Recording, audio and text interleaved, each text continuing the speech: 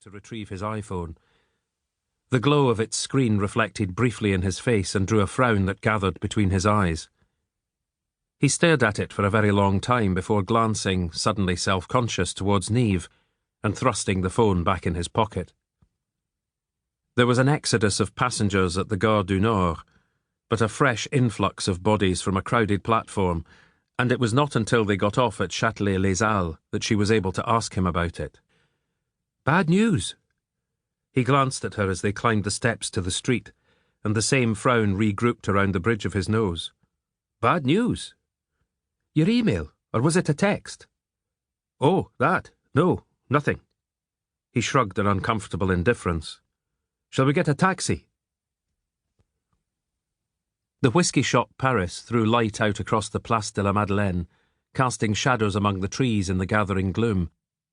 Inside it seemed unnaturally bright, hanging globes reflecting light from white walls, whisky bottles glowing amber on lines of glass shelves. The sweet smell of it permeated the air like perfume. A girl took their coats at the foot of the stairs, and they climbed to the reception room on the first floor. Ranish Tweed Hebrides had imported 2 young island lads to provide the Celtic entertainment, and they stood in a corner, accordion and violin infusing the atmosphere like the whisky with a sense of home. Incongruous here in the heart of the French capital. Ruairidh accepted his whisky cocktail, but Niamh was not in the mood for alcohol, and they stood self-consciously amidst the buyers and designers and agents, feeling oddly alien. Their hosts, after all, were really the competition, though they clearly didn't see themselves as such, and were happy to share a stand with Ranish Tweed at Première Vision. They were all Scots, weren't they?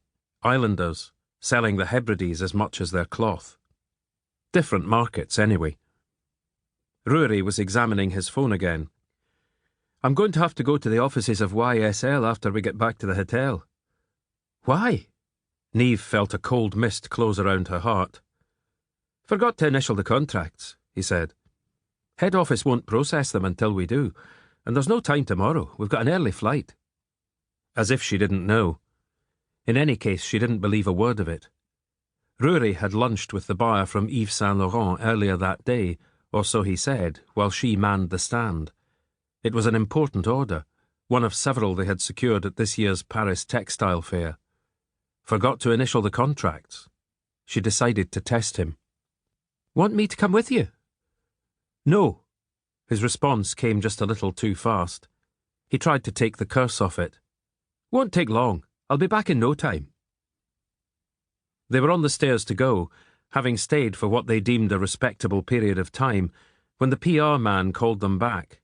"You can't go yet, folks," he said. "We're just about to draw the raffle." They had been given tickets when they arrived. The winning number, drawn from a hat, would secure Ian Lawson's extraordinary photo book, From the Land Comes the Cloth, a visual evocation of how the colours and patterns of Ranish Tweed have drawn their inspiration from the landscape since the time islanders first began weaving it. A huge and weighty tome, it sold in special editions for around €200. Ranish Tweed Hebrides were clearly keen that it should end up in the hands of a favoured customer, but politeness had demanded that all their guests be included. And so smiles were fixed when it was Ruairidh's number that was drawn from the hat.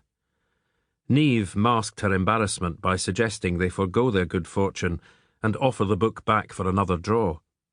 But no one would hear of it, and now they sat either side of it in the taxi, where it had morphed into a physical manifestation of the barrier that seemed to have materialised between them.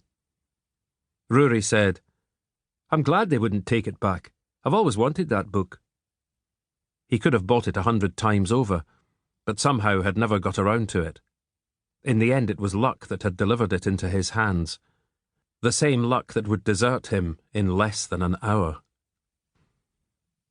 When their taxi dropped them outside the Crown Plaza in the Place de la République, darkness had fallen, and the nightly gathering of police trucks and vans was already lining itself up along the pavement. Armed officers in flak jackets stood around in groups, cradling automatic weapons and drawing on cigarettes. You could smell the smoke in the cool of the night, and sense the conflicting emotions of boredom and fear that stalked them, like the ghosts of both the terrorists and their victims, whose blood